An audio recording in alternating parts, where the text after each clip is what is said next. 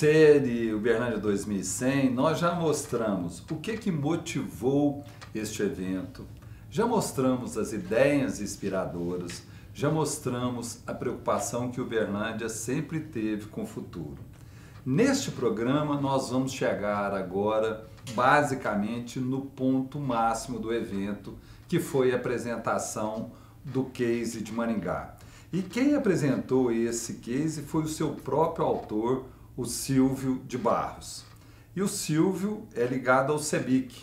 E é uma pessoa que é um apaixonado pela divulgação desse projeto que envolve a sociedade na participação do futuro das suas cidades. Esse projeto foi implantado em algumas cidades brasileiras, Goiânia é uma delas, Uberlândia é a que nós estamos implantando aqui, e é uma pessoa que traz essa disseminação das ideias com o apoio da CEBIC para que outras cidades possam participar desse processo de determinar o futuro que os cidadãos querem viver. Esse futuro é que nós vamos criar através do Uberlândia 2100. O futuro começa com as decisões que nós tomamos no presente. Então, tudo depende daquilo que a gente decidir agora. Quem vai começar? Esse é o X da questão.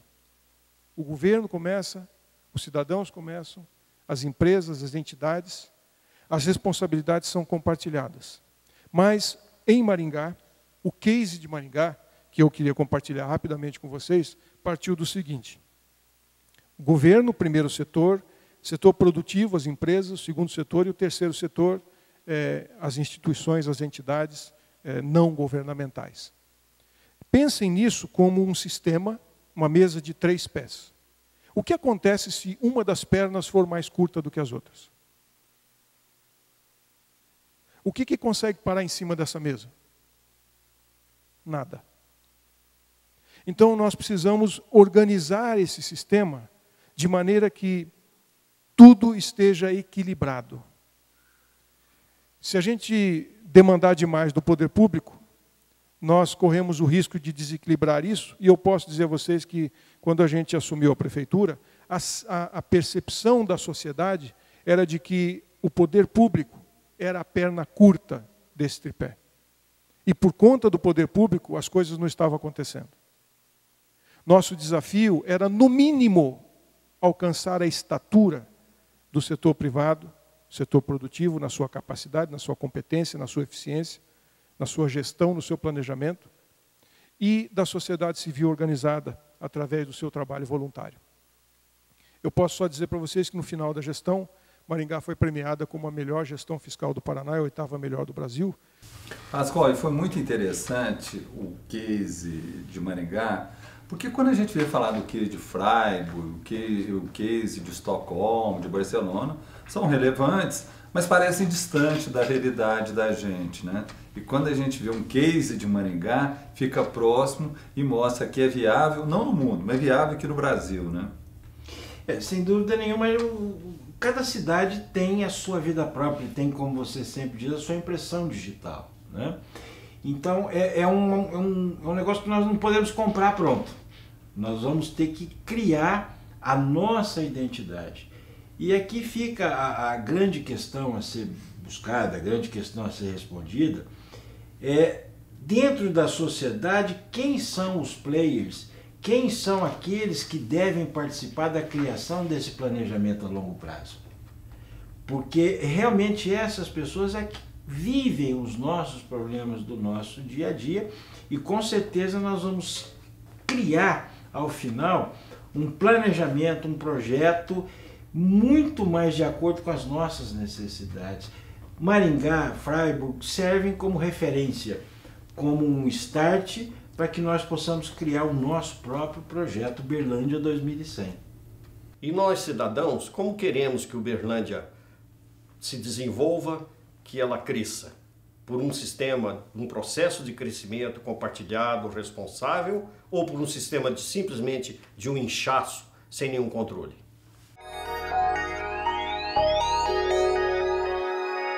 Nós aqui somos pessoas que viemos de outras cidades e fomos acolhidos por Uberlândia, traz uma característica muito importante dessa cidade. Isso faz com que Uberlândia tenha esse diferencial que a diferencia em relação ao Brasil e a Minas Gerais também, fazendo uma cidade grandiosa como ela é. Merece os parabéns, merece todo o mérito.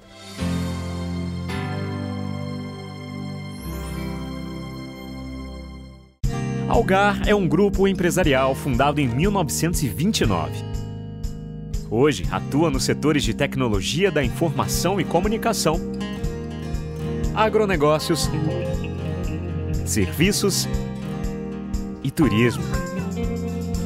Nossos 24 mil talentos atendem a mais de 2 milhões de clientes em todo o Brasil, Colômbia, Argentina e Chile, sempre com o propósito de servir.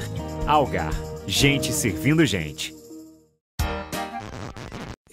Bateu aquela fome e não tem o que comer? Chegou em Uberlândia o aplicativo NetCook. Tem os melhores restaurantes na palma da sua mão. Acesse saiforafome.com.br e baixe o aplicativo para o seu celular.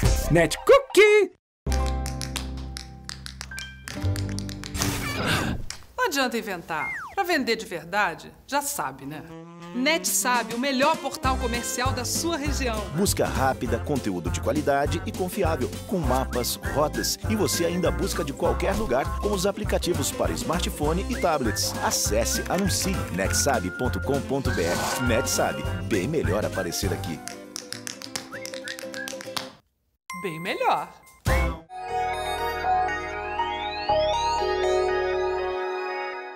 A sociedade, as instituições, quem cuida do futuro da cidade? O Silvio respondeu isso muito bem.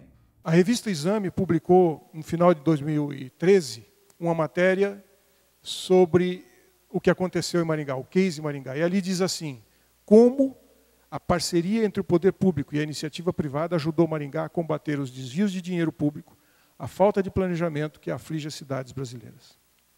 Como que essa parceria funcionou? Isso produziu outros impactos, por exemplo, na nossa capacidade de investimento, de atração de investimento, e, inclusive, boas ideias para os prefeitos. Aí. Parcerias com a iniciativa privada e agências para atrair investimentos são estratégias que dão certo em cidades como Rio de Janeiro, e aí apareceu Maringá de novo. Parceria entre a sociedade civil organizada e o poder público, mas parceria, gente. Parceria não é um cobrar o outro. Não é um ficar reclamando do outro. Não é um ficar criticando o outro. Parceria é corresponsabilidade. Nós, apaixonados, expusemos nossos sonhos. E esses sonhos precisam ser realizados. Agora, os desafios que vêm para que isso aconteça. Então, o ex-prefeito de Maringá, o Silvio, vai mostrar como isso pode ser resolvido. O movimento começou com o Repensando Maringá em 1996. E o empresariado, através de uma mobilização que lá foi feita pela Associação Comercial e mais 5 entidades, eles eram 6 no total, começaram a pensar o que poderia ser da cidade 20 anos na frente, se eles planejassem e dissessem qual é o rumo, qual é a direção. Porque naquele momento, em 96, o prefeito estava brigado com o governador. O Paraná passava pelo processo de industrialização. O governador Jaime Lerner definiu mudar a matriz econômica do estado do Paraná de eminentemente agrícola para mista e trouxe as indústrias de automóveis. Foi um grande processo de industrialização. E como o prefeito era inimigo do governador, Maringá ficou de fora do processo. Várias cidades receberam os benefícios e as indústrias e nós boiamos. E a comunidade disse, espera um pouquinho, nós elegemos o prefeito, nós que escolhemos o prefeito. Por que ele não faz o que a gente quer? Por que ele não faz o que é bom para nós e fica pensando no problema político dele? Quer saber? Vamos assumir esse negócio. Eles se organizaram, se prepararam e escreveram um documento de 6 folhas, 6 páginas de papel A4, dizendo qual a direção que nós queremos ir, o que nós queremos de Maringá para os próximos anos. Fizeram um documento chamado Maringá 2020, 1996, ano de eleições municipais. Com o documento na mão, eles começaram em 6 pessoas e terminaram em 180 organizações e 400 pessoas trabalhando no Repensando Maringá. Porque cada vez que ele sentava para conversar, ele disse, olha, rapaz, sabe que tem um cara lá no Rotary que tem umas boas ideias, vamos trazer ele para conversar? Depois, tem um pastor aí que fala sempre de envolver a comunidade nas coisas, vamos chamar, e aí foram chamando 400 pessoas, 180 instituições. Esse foi o Repensando Maringá e que gerou um Conselho de Desenvolvimento Econômico, que não tem pessoa jurídica, ele não tem CNPJ. Esse conselho é organizado por representantes dessas 180 organizações, eles têm uma plenária de 22 membros, que se reúne mensalmente para contribuir, para discutir, para dar ideias sobre o que nós queremos da nossa cidade desde 1996. A gente vai tratar do tema que foi o tema final do evento, né? Que é a sociedade no comando da cidade, que cabe a ela zelar pelo futuro, né? Ela estar atenta, por quê? Porque ela não tem um mandato. O prefeito, os demais cargos, têm uma gestão específica. A sociedade não. É ela que cuida da cidade e ela que deve ter este olhar atento para planejar o futuro e não só estar vendo o que está dentro de um mandato. Quando eu assumi a prefeitura, nós tínhamos 17 almoxarifados espalhados na cidade. Cada secretaria tinha um. Eles resolveram propor para a gente por que a gente não fazia como qualquer rede de supermercado. Tem uma rede de supermercado muito grande na cidade. O presidente da rede, o dono da rede de supermercado era o presidente da associação comercial. Ele falou, a gente quer ajudar vocês. Por que a gente não faz um CD, um centro de distribuição de produtos para a prefeitura? Isso aí, gente, é o nosso almoxarifado da prefeitura de Maringá hoje. Vocês já viram na televisão aquelas reportagens de remédio vencido, material higiênico vencido, alimento vencido jogado fora?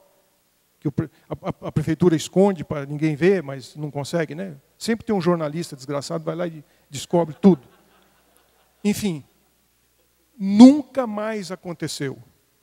Nosso almoxarifado central da prefeitura e a central de compras é 100% informatizado. É igual qualquer rede qualquer central de distribuição de qualquer grande atacadista. Cada lote que chega está codificado, ele é colocado nas estantes de acordo com a data de vencimento. E o mais interessante, se uma secretaria pedir copinho de plástico para café, e a quantidade de copinhos que ela pedir, dividido pelo número de funcionários, for diferente da média da prefeitura, eles não entregam. Até ele explicar por quê que eles estão pedindo mais do que o padrão. Isso serve para papel higiênico, para comida, para qualquer coisa. Para desmontar os 17 almoxarifados, vocês não têm noção do que a gente passou. Todo mundo dizendo que ia dar errado, que ia faltar comida na escola, que ia faltar material, que a prefeitura ia parar, porque a gente estava mudando o sistema.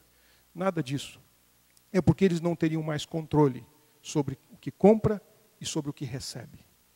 Aliás, só para informar vocês, não sei se vocês sabem, a prefeitura é roubada nas licitações, sim. Licitações organizadas, montadas, esquematizadas, a prefeitura e o governo do estado, todos são roubados. Mas isso é fichinha perto do que a gente é roubado na hora de receber o produto. Quando a gente não recebe o que comprou, nem na qualidade, nem na quantidade que a gente pagou. Então, nós conseguimos montar um negócio chamado Observatório Social, que partiu da sociedade organizada, que hoje acompanha todas as licitações da prefeitura e as entregas de produto. O que nós estamos economizando é uma loucura. Por isso, a gente tem equilíbrio fiscal do jeito que nós temos. Mas isso é parceria. Isso é ação conjunta da prefeitura com a sociedade civil organizada. Isso, aliás, gente, chama-se empoderamento da sociedade. A gente quando pensa em Uberlândia, 100 anos para frente e tal, graças a Deus, eu tive a oportunidade de viver, logo depois de formado, um país muito desenvolvido, que era a Suécia, Estocolmo. Estocolmo tinha 700 mil habitantes, hoje não tem 1 milhão. Em 1962, tinha 700 mil habitantes, hoje ainda não tem 1 milhão, porque eles não deixam a cidade inchar, né? Então, um bairro novo só é homologado depois que tiver escola, banco, saúde, transporte, tudo. Aí esse bairro é homologado para sobreviver. E encontrei lá, nessa ocasião, um metrô. não metrô de superfície, metrô underground, metrô de profundidade. Eu falei assim, puxa vida, por que será que Uberlândia, uma cidade que já está chegando aos 700 mil habitantes, também não pode ter um metrô? Se nós formos verificar isso, os nossos urbanistas, na maioria, talvez eu não posso dizer 100%, mas são contra metrô. Fala que metrô é caro, que a superfície é muito mais barata e que não paga, né? Então não se faz por causa disso. Mas isso nós esquecemos de botar na conta que o tempo que o trabalhador ganha, que ele vai em casa, que ele pode estudar, que ele pode ter lazer junto com a família, isso também é dinheiro, isso também conta. Que não vai congestionar a superfície, isso é extremamente importante. Outra coisa também que todo urbanista é contra o corredor de motocicleta. Qualquer urbanista que você for tratar, ele fala assim, motocicleta é um veículo de motor, então ele tem que andar igual automóvel, igual carro. Tem que entrar atrás do carro, não pode passar na frente. Então, o meu argumento para esses colegas nossos é dizer o seguinte, o dia que um filho seu, o dia que um neto seu morrer de moto por falta de um corredor, você vai mudar de ideia.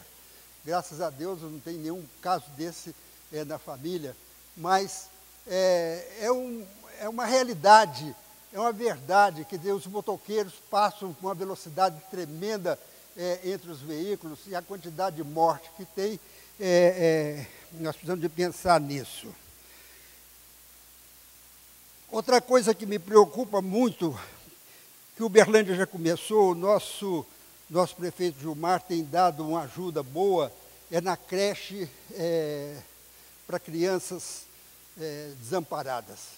A prefeitura com a igreja Sal da Terra, né, estão fazendo qualquer coisa nessa natureza. Porque eu parto do princípio seguinte, que bandido burro está morto, bandido doente está morto. Então só sobrou bandido inteligente e sadio, né? Então esse bandido inteligente e sadio, ele tem possibilidade de fazer um curso de graduação, porque ele é inteligente. Então ele vai ser um graduado bandido, né? E está cheio aí, a nação está cheia de gente. Então, se nós não formos na causa, na origem de onde que se aprende, é no berço que a gente aprende ter modos de viver e ter comportamento. Então precisa que essas crianças abandonadas tenham um lar. E esse lar não precisa ser do pai e da mãe, pode ser o lar de alguém que queira criar. Então, já tem aqui Uberlândia, já está começando, a prefeitura está fazendo isso, uma bolsa adoção de criança, né? Então, se tiver essa bolsa de adoção de criança, essa criança adotada por uma família também bem orientada, de bons princípios, né? Onde que o princípio tem no berço, essas crianças vão ter uma orientação de berço. Então, o que falta muito, o que a gente vê, é a orientação de berço, né? Essas são coisas que nós temos que pensar para Uberlândia, para o nosso futuro. Acho que a sociedade, através dessa participação do Dr. Luiz, pode ficar mais motivada para trazer novas oportunidades e novas ideias para essa cidade que nós queremos. Porque nós estamos falando muito em cidade, mas a verdade é que nós estamos falando para a cidade que nós vamos viver, que os nossos filhos irão viver. Então, essa cidade é que a gente quer transformar. Hoje, os membros do CODEM reúnem todos os candidatos a prefeito em todas as eleições para escutá-los, separadamente, viu? Não é numa reunião só, não.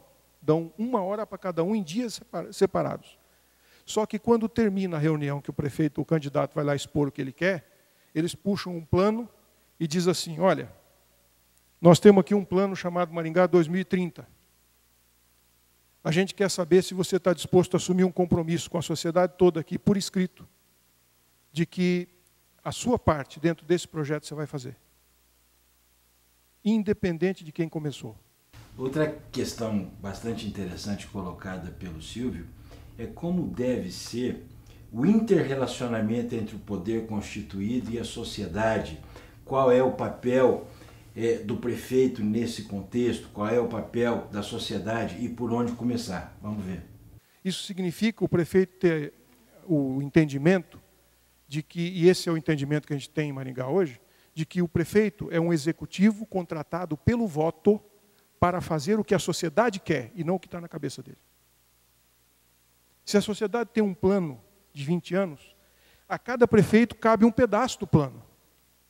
E se os prefeitos tiverem a humildade e a sabedoria, porque não é só humildade, tem que ter sabedoria para fazer isso, de se submeter a isto, podem ter certeza, as obras e os projetos estratégicos não vão parar no meio do caminho. Não importa quem seja o novo prefeito. Hoje, os membros do CODEM reúnem todos os candidatos a prefeito em todas as eleições para escutá-los, separadamente, viu? Não é numa reunião só não. Dão 1 hora para cada um em dias separados. Só que quando termina a reunião que o prefeito, o candidato vai lá expor o que ele quer, eles puxam um plano e diz assim, olha, nós temos aqui um plano chamado Maringá 2030. A gente quer saber se você está disposto a assumir um compromisso com a sociedade toda aqui, por escrito, de que a sua parte dentro desse projeto você vai fazer.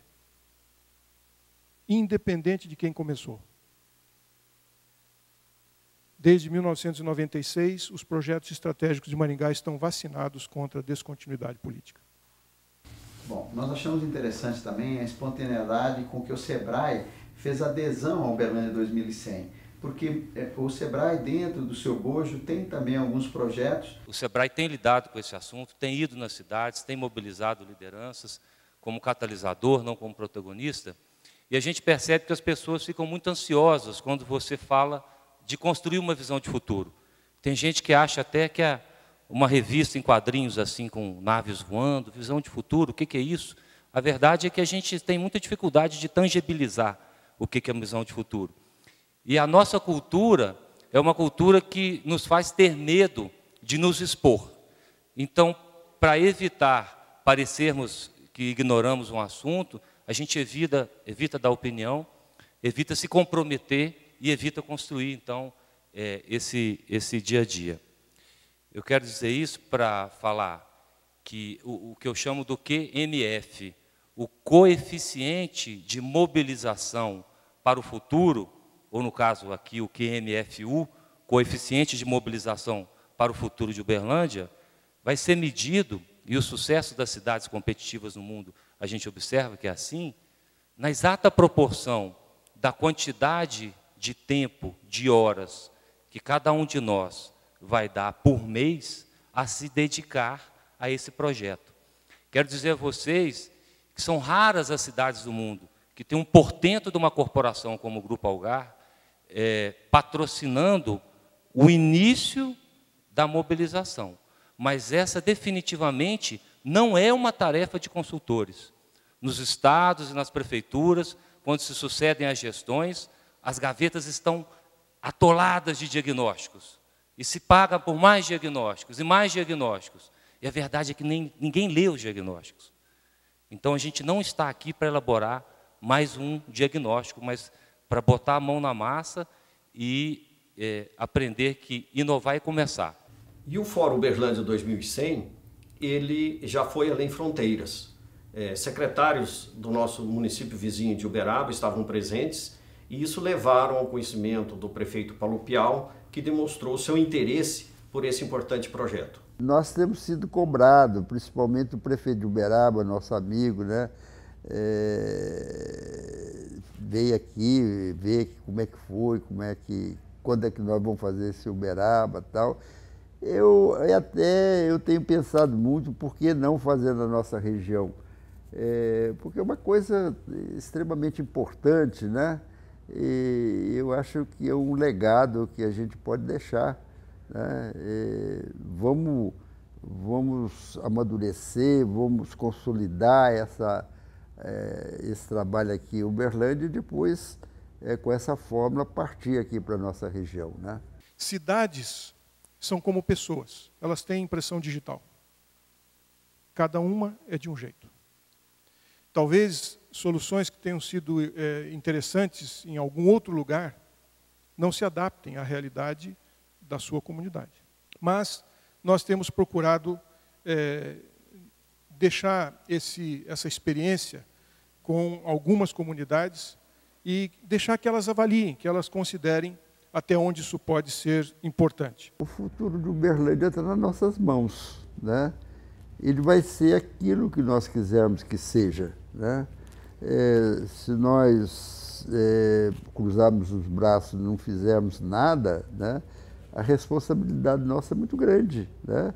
Não estou falando que é a responsabilidade minha, sua, não, a responsabilidade de todos os uberlandenses, né?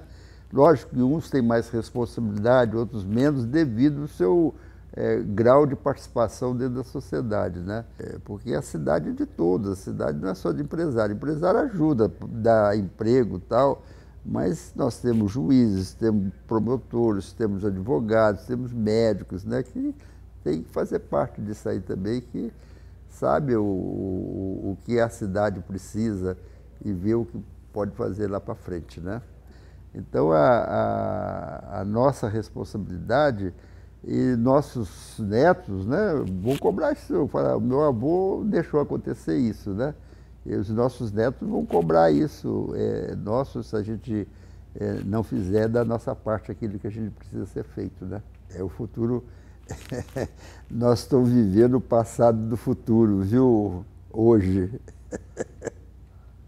Bem, por hoje nós vamos ficando por aqui e nós vamos voltar no último programa da série, domingo que vem, gravado diretamente do evento que aconteceu sexta-feira passada, que foi o evento dedicado aos líderes apaixonados. Até lá!